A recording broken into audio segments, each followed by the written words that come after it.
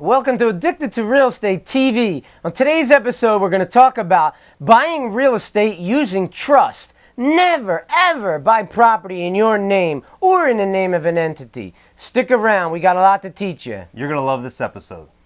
To say you gotta know somebody, or know somebody to get somewhere these days. To say you know that's alright, yeah that's alright. Cause you know that's alright with me. Yeah, you know that's alright, yeah that's alright. Cause you know that's Hi, I'm Phil Falcone, your host of Addicted to Real Estate TV. And I'm Jeremy Ricci. Today's episode was sponsored by Addicted to Real Estate Agency, where realtors who want to also be investors have finally found a home. All right, on today's episode, we're going to talk about buying property in trust and using trusts to buy real estate. That's right. Never, ever, never do what? Buy property in your name. Never buy property in your own name or your LLC's name. And we'll tell you why. Phil, what do you think the number one reason that we buy in trust is? Privacy. Privacy of your assets. You know, if you go into Google or any search engine or the public records and you type in your name, guess how many properties are going to show up if you own a bunch of property in your name? All of them, the whole list. Not only what you own in your name, everything you've ever owned in your name. All the transaction history that you've ever done, any deed you've taken in your name and then sold, all those transaction history, what you bought it for, what you sold it for. You think that's something you want to keep private? We do. Suppose I wanted to sue you. I could go on the MLS, okay, because I'm a realtor, I have that capability. I could find out the net worth of all of your properties, okay, the gross value of all your properties. I know exactly how much you owe on everyone. I can almost calculate your net worth. Yeah, that's crazy. And that's something that you need to learn how to keep private. Not only do we keep the name private by using trust, we also keep the purchase price private. And we're going to teach you how to do that. Okay. Another big benefit is tax reporting, okay? When you create some people set up LLCs for every property they buy. It means you got to have a tax return for every single property that you own.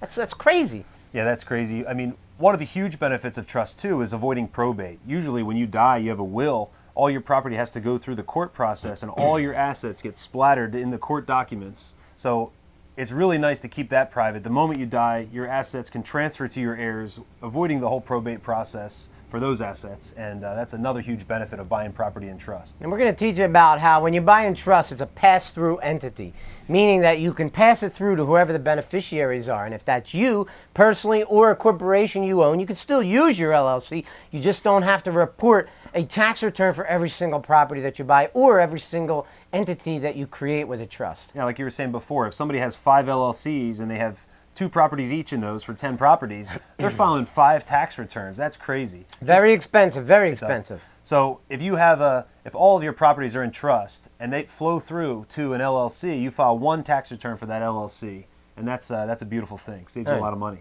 Here's another great benefit: shysters. The world is full of them, right? Somebody slips and falls in front of your house, okay, and they pretend that they're slipping and falling in front of your house, and they want to come after you.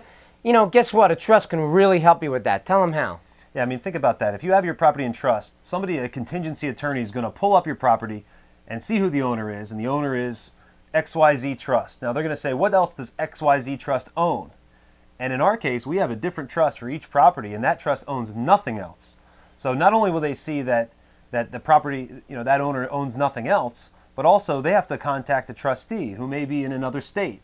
And in addition to that, the property has a mortgage on it. So all those things really, I think, shield and give some sort of a veil, at least a smoke screen of privacy and of it's not asset protection like you get through an LLC, but it definitely is a first line of defense. Now, if you've done something wrong and someone's going to come after you, you're probably going to have to deal with that problem, but it protects you from the shysters.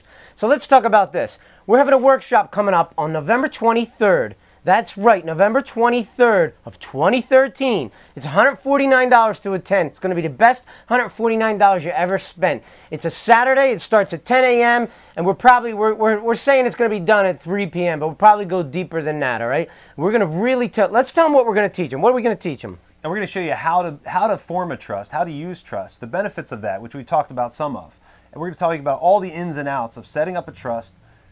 Selling when you sell out of a trust, how to get insurance in a trust, all these things you need to know to use trust, and you will never, ever, ever buy property in your own name again once you know these techniques. I can guarantee you that when you learn this technique, you're going to realize how many of us as real estate investors, we spend our whole career trying to figure out how to hold property. When you go to this class and you figure this out, that riddle is resolved forever. You don't need any other way to ever hold a piece of property. So we've rented an auditorium at the Doylestown Health and Wellness Center, which is in Warrington, Pennsylvania. It's on 611, real close to the Willow Grove Turnpike exit.